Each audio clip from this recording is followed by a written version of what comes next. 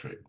Um, when I started my crypto journey, it was kind of like a lot of people during the pandemic. So I had, even though in man hours, I've been in the crypto space for 10 years. But as far as my crypto journey in and of itself, it's only been the October after the pandemic hit. And what happened with me, the very first crypto project that I ever um, embarked upon, I had never purchased crypto in my life. And I'm jealous of many of you because there was nobody for me to call. I didn't know who to call. There was nobody for me to talk to or anything like that. But at the time, I'm just on the internet, on YouTube, watching all these people saying that, "Oh, man, there's money to be made here. I made this yesterday. I made this the day before, all this." And I'm like, wait a minute, if these people can do this, I know I can. And I started going and following a particular project at the time, and I wanted to get involved. And I was so excited that I also went and started involving other family members, which I'm pretty sure some of you right now that are new are doing the same thing. You're hearing about all this money that can be made, all this profit or what have you, but you're still learning, right? And that's where I was. But you only know what you know, and you don't know what you don't know, you don't know, right? So during this time, I actually amassed, not just with my money, but with family money and friends' money, about $15,000 to go into a crypto project. We were all getting in, but they was like, "Yeah, you go do the work. We'll just give you the money. You do it for us." I'm like, "Okay, fine. I'm excited about it, right?"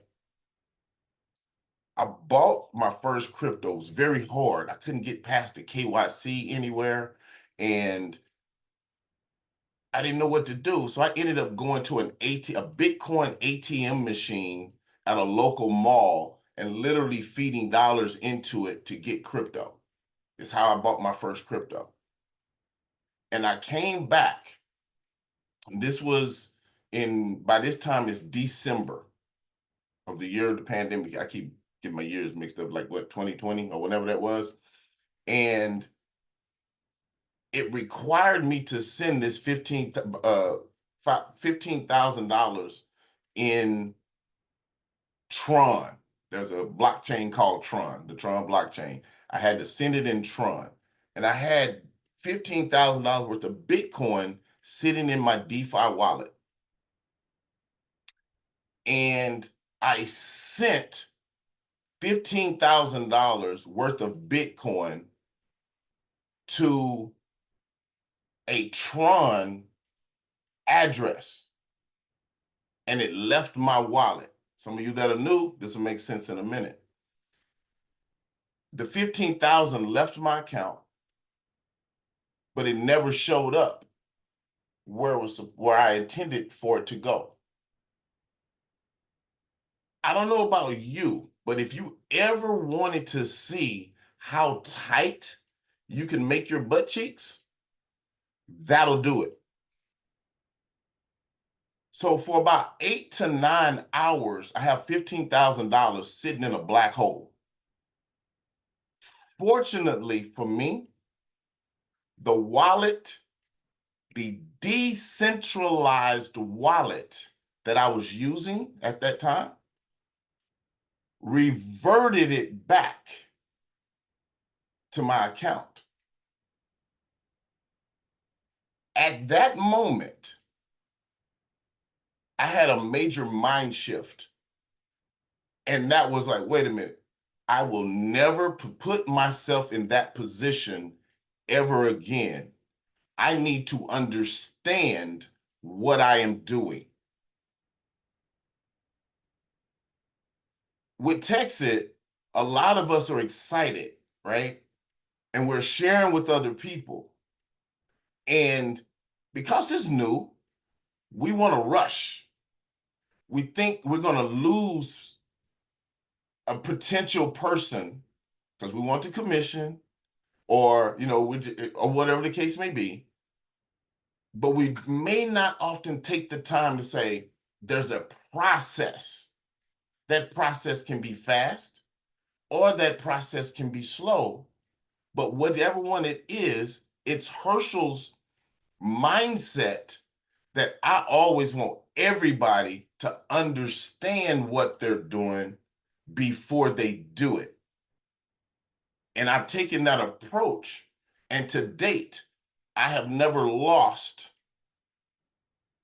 anymore or put myself in a position to lose with any type of transaction or error or anything, because I took the time to start going through to find out what makes this tick across the board. And that brings me to you this morning with what I want to share. And let me get this over here. And surprisingly, over the last week and a half now, Andrea, Thomas, Sarah, Corey, they've all done an amazing job of sharing how to use the wallets, the exchanges, and so forth, how to get signed up and all those things. So I'm not going to have some beautiful slides for you to go through. I like being interactive. So if you have questions, jot them down. We're going to talk about them. We're going to go through. I like to meet people exactly where they are in understanding, because crypto, in my opinion, is definitely, let me see if I can get this to, there we go, is definitely not complicated. It really isn't. We make it complicated. And I believe we can all understand it. And why is that? If we use analogies and leverage concepts that we are already familiar with, hopefully we can trigger some light bulb moments and some aha moments that say, well, wait a minute, that's all this is? That's really all this is. So what I like to call what I do is called kitchen table crypto, where you're sitting around the table with friends, family, or what have you, and you're just having normal conversation about whatever topic or issue or whatever it is, where everybody can understand it. So the first question that I'm going to ask as I unshare my screen is the beginning. What is a blockchain? What is a blockchain? How does it work? We all familiar with Bitcoin, right? Bitcoin produces, it validates transactions on, well, the Bitcoin blockchain transactions are validated, and those that are validating the transaction are called miners. Those miners receive a reward for doing the work of supporting the Bitcoin blockchain. That's how the Bitcoin is actually introduced into the market. We are doing the same thing, slightly different, same concept, but we're doing the exact same thing with TEXIT without having to have the physical equipment at our house. We are supporting the blockchain, and we receive a digital reward in return. That's where we're at. Now, that being said, as you go continue your crypto journey, you're going to hear about crypto coins, and you're going to hear about crypto tokens. Well, what is the difference between a coin and a token? I'm not the best artist in the world, but I believe, or I hope anyway, that we'll be able to make out my drawings. or what have you. But let's imagine, and I don't have my pen. I hope you got, let me know, Thomas, if you can actually see this coming up on the board or if it's too thin. We can. You can make it a little bit thicker, maybe, Herschel. Yeah. But we can see it. There you go. Let me see something here. I know I used to be able to do that. How do you make it thicker in here? Some of you technology gurus. I'm not good at everything. Do you know how to make it thicker? I don't have my pen, so you know what? We will use. We'll just do that. So imagine this is what actually happens on a block. And I'll try to make this part short so we can move on or whatever. But on the Bitcoin blockchain, for example, every 10 minutes, a new block is created. And in that block, let me see right here. What happens is, imagine that block being cut in half, right? It says cut in half. And all of the transactions that happen in a 10-minute period go into a bucket. This is what's actually happening. They're going into that bucket. When this 10 minutes is up, imagine the door shutting on everything that's in this block.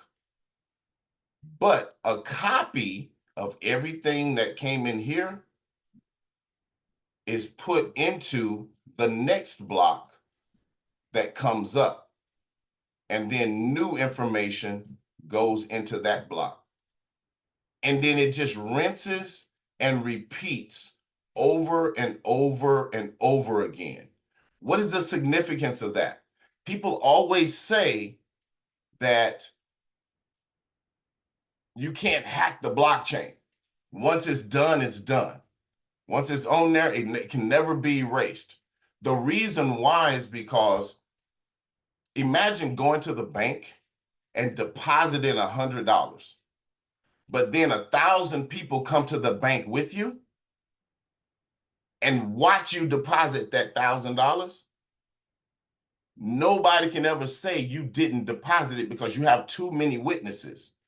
So if one person rings out and says he didn't deposit it, there's 999 other people that say you did. And nothing would happen negatively, and you would always be sure that you had your $100. So on the blockchain, a copy of everything that's done is moved from block to block, so nobody can ever hack it, so to speak. The blockchain won't do a transaction if everybody's not validating the transaction. And that's why that validation process is why we receive the rewards that we actually receive. So every blockchain, and in this particular case, we're talking about, I'll just call this Bitcoin. Every blockchain has, make it bigger to do that.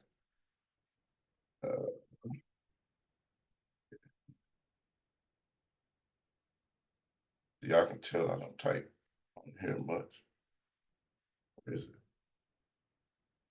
Every blockchain has its own coin, and I'm gonna make that bigger some kind of way. Every blockchain has its own coin. So when you're getting signed up with TEXIT, right? You're getting signed up with TEXIT, and they say you need USDC on the Ethereum blockchain. Ethereum is a blockchain in and of itself, and all blockchains have their own coin. Well, we need USDC on the, as example, on the Ethereum blockchain. USDC is a token. There we go.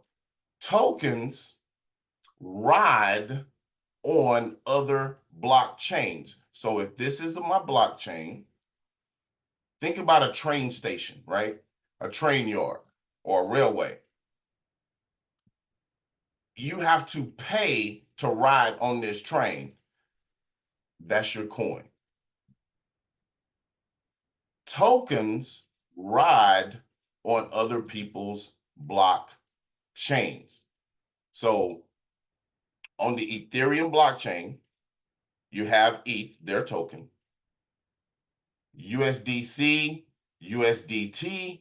Those are all tokens that get to ride on this chain. They get to ride on this chain. But because they're riding on this chain, they have to pay a fee to take that ride, which means you always have to have what we call in this industry gas money. You actually have to have gas, which is paid in the token, in the coin, the native coin of the blockchain that you're on. So I want to make sure that this part is clear. This is basic stuff. Raise your hand, ask the question if this part does not make sense or if I'm not making it clear. Again, we're at the kitchen table. If it's not making sense, let me know. These basic elements set the stage for everything else that you end up doing in the crypto space. It makes the wallets make sense. It makes the exchanges make sense and all of that.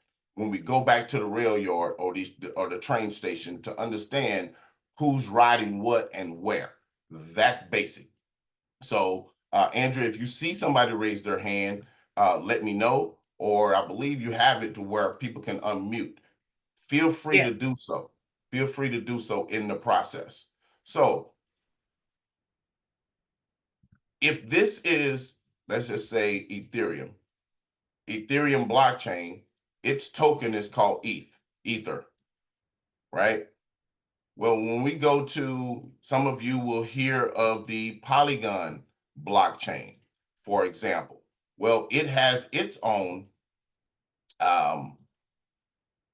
blockchain, same thing, has its own blockchain. And on top of the Ethereum the Polygon blockchain, you can have the same USDC, you can have USDT,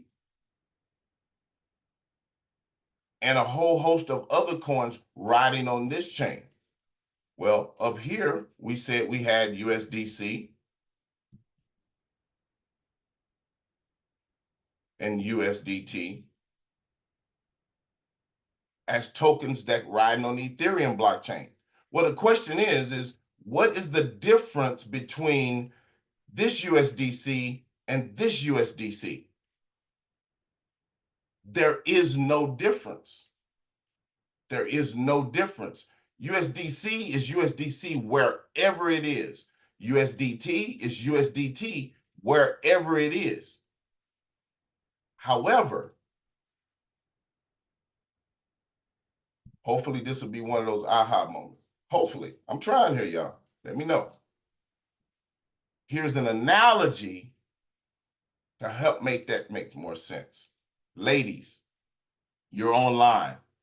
You see a pair of shoes at Neiman Marcus. Ooh, I like those black pumps. They're on sale. I want 2 pair of those, but Neiman's only has 1.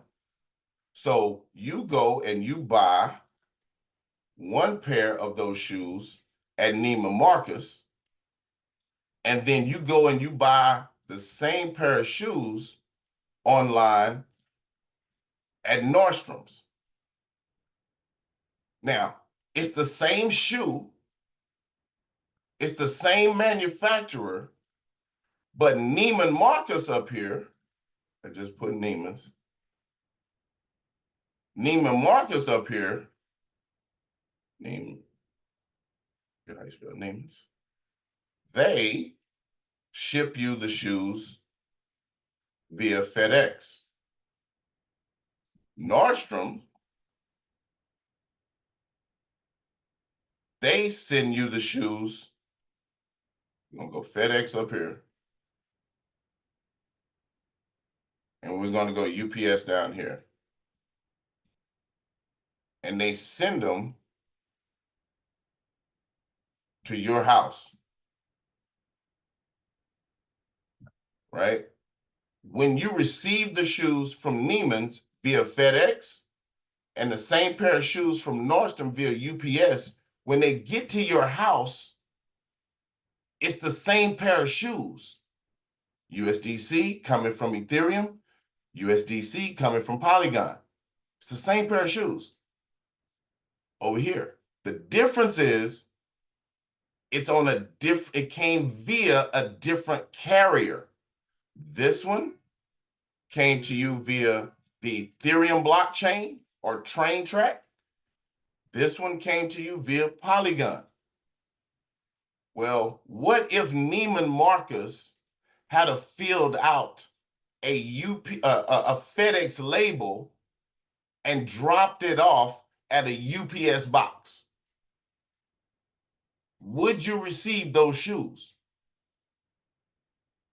The answer is no. If Nordstrom's completed a UPS label and dropped it off at a FedEx box, would you receive those shoes? No. It's the same thing when we get to the different blockchains. What's riding on those chains may be the same product. It's just being shipped differently. So what happens is, in my case, I try to send something from the Bitcoin blockchain. I filled out a Bitcoin label and tried to send it to the Tron blockchain, and it never got there. How I just got lucky because somebody walked by the box, picked it up, and dropped it at the right box for me. Or just returned it back to me and said, hey, you need to change your label. But it took them 8 to 9 hours to do that. It was just sitting there. I couldn't see it. So with this in mind, when we're trying to buy crypto to get people started, it doesn't matter what crypto they buy. If you can't get or if they already have crypto, that's okay. It doesn't matter. We can always take that crypto and make sure that we put it on the right train track or put it with the right carrier to take it wherever we need it to go. How do we do that? Many of you are already familiar with hearing the term, at least, of an exchange. Corey, Andrea, Thomas have been talking about exchanges. What is an exchange? I just had a light bulb moment one day when I was sitting back thinking about an exchange. And I'm looking at Coinbase, Kraken, Binance, and a whole bunch of other ones, crypto.com or whatever, just thinking about these as these complicated places, right? But it's really not. When you look at an exchange, all an exchange is, think about a warehouse. That's all an exchange is a warehouse. Once you get a coin or token, either one, to the warehouse, inside the warehouse, everything in the warehouse is sitting on the floor. Imagine everything sitting not on shelves and on the floor. They may be spread out all over the place, right? But and there's different things. See if I can make this look like something. Different product, different amounts, all throughout the warehouse. Well, what's in that warehouse? Well, it may be ETH. It may be Bitcoin. It may be, get another one here. It may be Tron. It may be a whole host. This is like Sam's Club, where you can go in there and you can get just about anything from eggs to Armor All to put on your tire. Everything is in there and you can get it in large quantities when you're on an exchange. Well, that's again the warehouse. When you're in that warehouse, crypto.com, for example, since I know that's what Andrea used, when you go to crypto.com and you get ready to send crypto out of there, fortunately, exchanges have accounts set up with FedEx, UPS. If you're in Texas, you'll know what I'm finna say. Lone Star Overnight, DHL. They have accounts with all of those different carriers, meaning they support all of the different blockchains that are out there. So whatever token or coin you get on an exchange, when you get ready to ship it out of the warehouse, it gives you the option to select how you want it to come out. I want mine to come out on the Polygon blockchain. I want mine to come out on the Ethereum blockchain. In the future, I want mine to come out on the TEXIT blockchain. Once it's on an exchange, when you get ready to move it from there, you have to select how it is being sent. Your choice. And then make sure that where you want it to go is compatible with actually receiving it. All right. So this is what you can do on an exchange. Here's the next thing.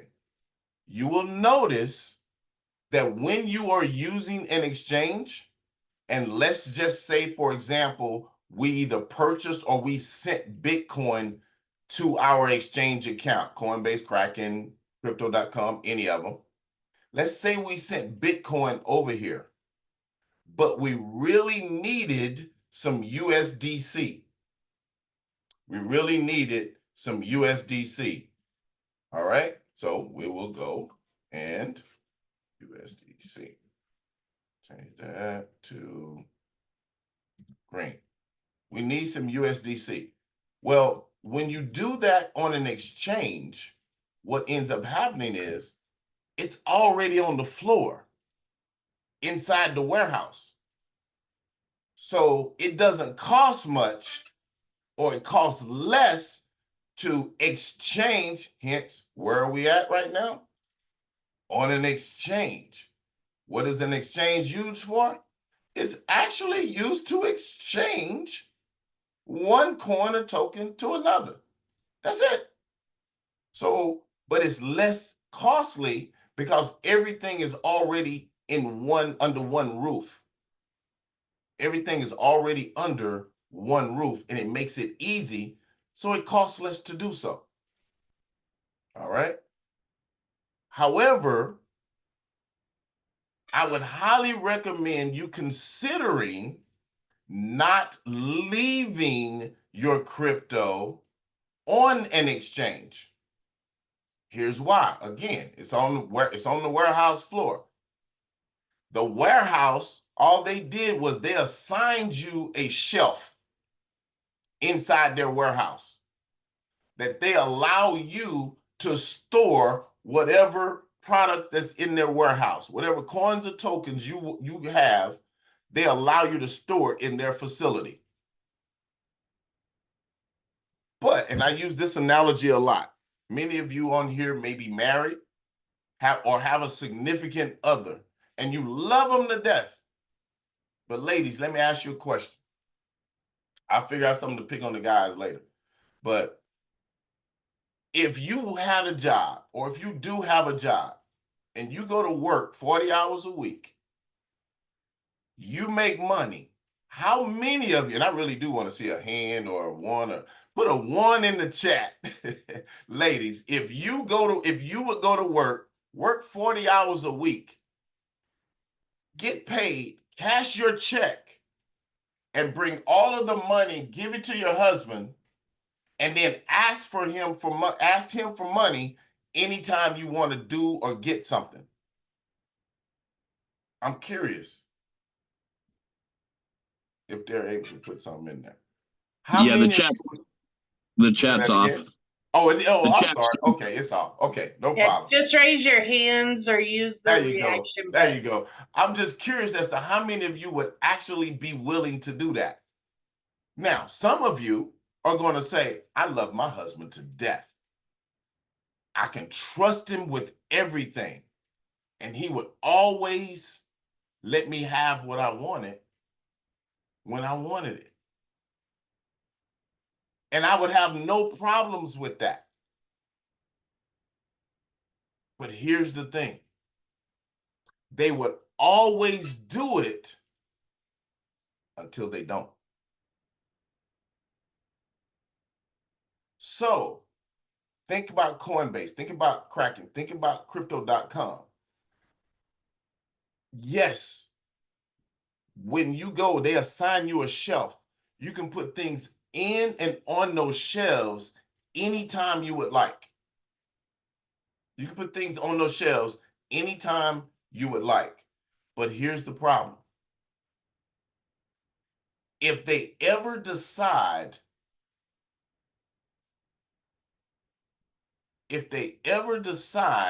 that they do not want to allow you to have access to it, you cannot get access to it. A lot of people will say it's in my Coinbase wallet. Well, if you do not have access to the 12-word seed phrase that those coins or tokens are being stored, you do not own the crypto. They do.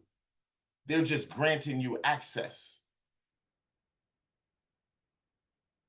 Most of the time, just like that husband or significant other, most of the time they're going to let you have access to it, no problem.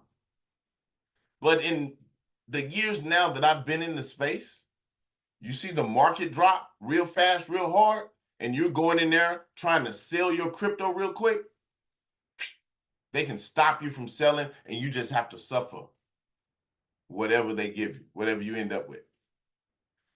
You want to move a large amount of crypto? It's yours. It's on your shelf, but it's in their house. You want to move it? No, we're closed for the day. Come back in the morning. Warehouse can shut down on you. That's not to scare anybody. It's just to help make sure you understand the landscape of where you're operating. So, how do you combat that? Well, what I've adopted and what many other people have adopted once they understood this dynamic was that we use exchanges to onboard and on-ramp and off-ramp into the crypto space, right? Where we buy crypto, send it in, and then we send it out on one of these, we use one of the carriers to take it to whatever destination we want it to go to. But we do not leave our crypto sitting in the warehouse.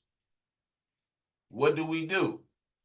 We make sure that we go out and we get our own wallet that we control, that nobody else has access to, so that nobody can ever tell us, loved one, significant other, that I can't go shopping today because you don't feel like it or you don't think I should. You made the money. Get somebody in trouble. You made the money. You can go shop anytime you like. So what does that mean?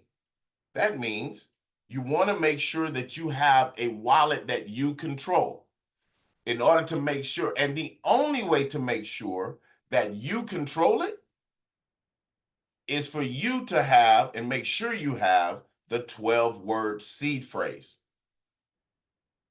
Well, where do you get one of those wallets, Herschel? They are everywhere. Thomas, Corey, Andrea talked about some of them. Where do you go? And I'm gonna be honest with you, it really does not matter. I'll explain why momentarily. But you can go to Exodus. You can go to Trust Wallet. You can go to MetaMask, and these are in no specific order. You can go to MetaMask.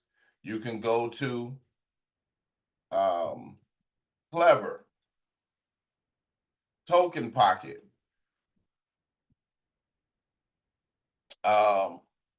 Rabby Wallet, and it's hundreds of different wallets out there. As long as you have the 12-word seed phrase, you control the crypto. And more importantly for us now,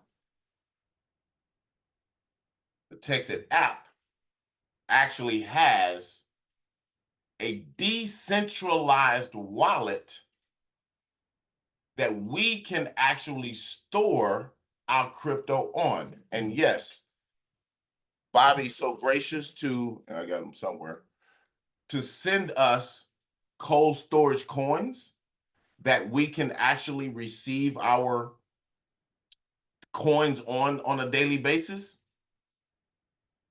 And he's also provided us with an app, and the only reason why I'm just calling it an app right now is because the only thing we can do with it right now, you might well call it a wallet because that's really all you can do with the app, right? So we have our own TEXIT app. No one else, Exodus, Trust Wallet, MetaMask, Clever, Token Pocket, Rabby, none of those wallets are compatible with TEXIT yet. In the future, I'm sure you will see the ability to store the TEXITcoin in other locations. That'll be hopefully a lesson for another day or whatever, but you'll be able to do that at that time. What's the significance of that right now? Safety and security. You have to make sure your assets are safe at all times. And when you do that, the best way to do that is to have it in a decentralized wallet, not on an exchange. And when it's in a decentralized wallet, that means you do own it and nobody can control it other than you. And if you need to take a token or a coin and turn it into another token or coin, what do? You can swap tokens inside your wallet. It just costs more. Think about the convenience factor. It's not all on the same warehouse floor when it's in your wallet. So it costs a little bit more to go to the corner store to get a loaf of bread than it does to drive back over to Sam's and get the same loaf of bread. So exchange or swap in your wallet, you would call that swapping. A lot more work involved. It's like calling Uber or Uber Eats or something. It costs you a little bit more. But when you go back to the warehouse, it costs less. So depending on how much money or how much crypto you're working with will determine what's most feasible financially for you to make that decision on how you do that. However, what is the difference between all of these wallets and an exchange? even the shelf that you have in the warehouse has a DeFi wallet. The exchange just happens to be who keeps the 12-word seed phrase. All of this is on the blockchain. It's not in any of these. All these wallets are, all these exchanges are user interfaces that allow me and you to be able to see what's actually going on these chains without having to be programmers.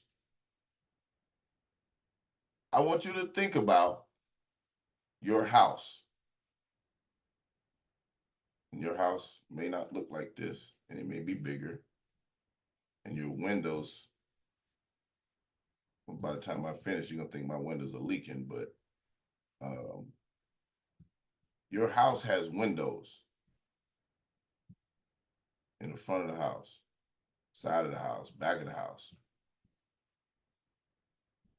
And when you look out these windows, you can see, let's just say this is the front. We got a nice big door right there.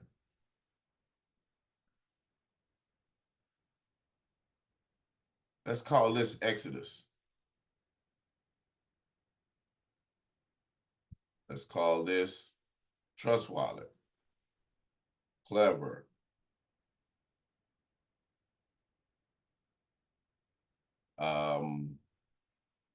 We can call it TEXIT. We're gonna even put Coinbase on here.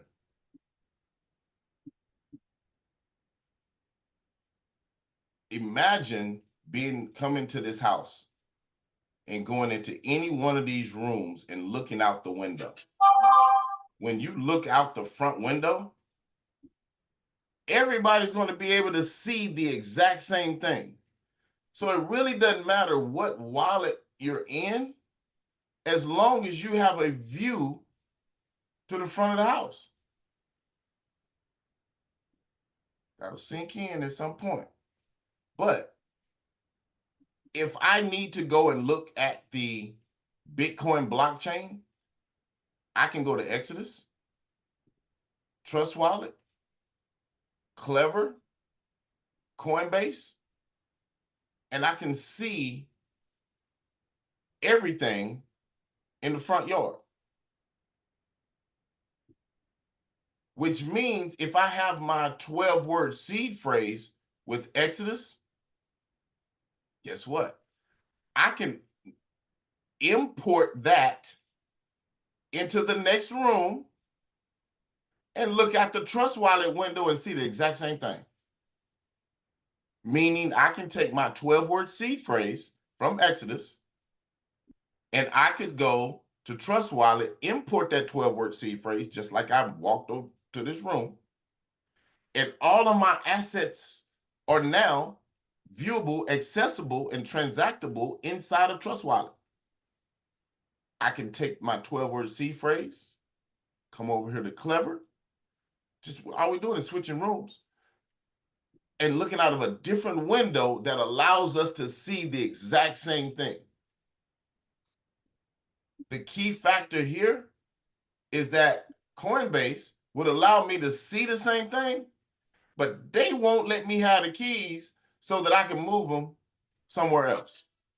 That's the difference between being decentralized, where someone else has control, versus being, centralized, where someone else has control, versus being decentralized, where you have control, but you can look and you can move around as at will, so to speak. Let's see here. We'll cover real quick, and I know we're about to hit the top of the hour. So if anybody has any questions or anything, I know Sarah, your hand is up. Just chime in if you have anything. Please. So Herschel, one Yes. thing I'm not clear on, are Okay. you saying you can use the same seed words for each wallet? I can take matter of fact, I have my MetaMask, Trust Wallet, my Clever, I can go to any one of those wallets right now and pull up any of the same assets and transact because I have them backed up inside of each other. Yes. Wow, thank you. I did not know that. You can put that 12-word seed phrase. It's just a key to see the blockchain. That's it. Hmm. The wallets are just windows that allow you to see it. It's a user interface. It's kind of like, I'm trying to come up with a good analogy and I'm messing up all of them, right? You and I can go to the store and buy the ingredients to make a cake. If we follow the same instructions, that cake should come out the same, right? Or whatever. It's the same thing here. The information is on the blockchain. The makeup is all there. Yours may just have some different icing on it, or you know what I'm saying, that makes yours look or feel different, but it's the same cake. We're just looking at the blockchain.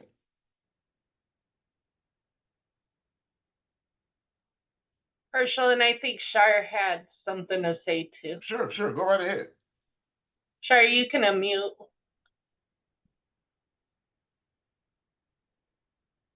Maybe it was by accident. Yeah, if anybody has a question, please. I'm sorry, that was by accident. I apologize. Great training, though.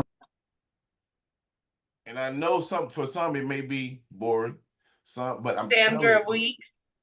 I'm sorry? Sandra Weeks has a question for you. Sure, go right ahead. Good morning, everybody. Great training. I did have a little aha moment here. Okay. My question is, the 12 seed words, is that for like when you get ready to go to another wallet? Is that considered also that you need those 12 seed words to import to another wallet? Help me understand what you mean when you say go to another wallet. Okay, take for instance, if you are using an Exodus wallet, okay, and you're trying to move to maybe a Phantom wallet or another wallet, and you wanted to import something. When you say import, if your question, if I'm understanding your question correctly, you have an Exodus wallet and you have assets in that wallet. Yes. All right. Maybe I should ask you a question. What would be your purpose for going to the other wallet? Maybe that'll help me answer your question the way you're asking. Just to store something in another wallet. Okay. If you just want to store something in another wallet, send it to the other wallet. You would send the crypto to the other wallet because it's a different wallet. It's the 12-word seed phrase. Mm-hmm. Inside that 12-word seed phrase represents that wallet address or a series of wallet addresses they're attached to, or their family. They come as a bundle. They come as a bundle. So they're all together. If you move the 12-word seed phrase from one wallet to another, you're not changing the wallet. You're just changing the window that you see what's in the wallet from. Okay. If you wanted to go to another wallet, now you send it across the blockchain to that other wallet. All right. Okay, that makes sense. Thank you. Sure.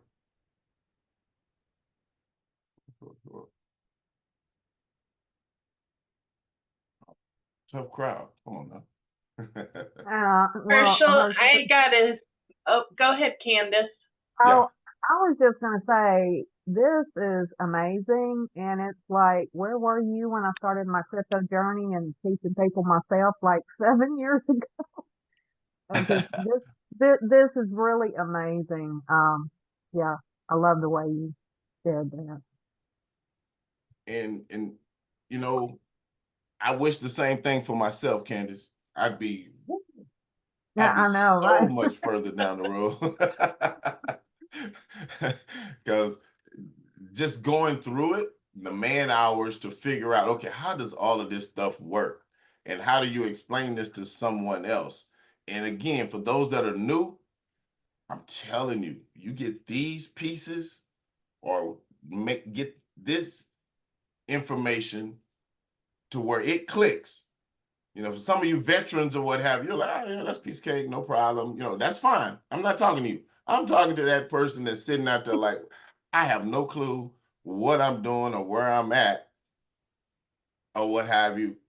I need to make sure I'm protecting my assets, my family, my friends, and people that I'm getting involved in this TEXIT journey. I want to make sure that they understand everything over time, because we don't have to do anything about it.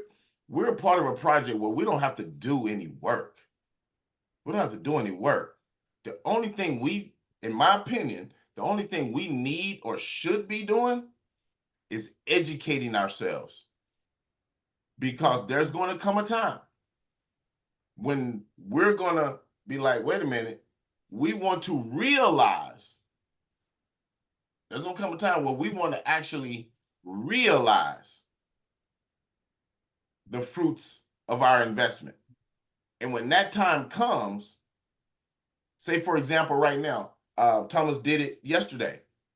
He showed us how to actually take TEXITcoin, go to DEX-Trade,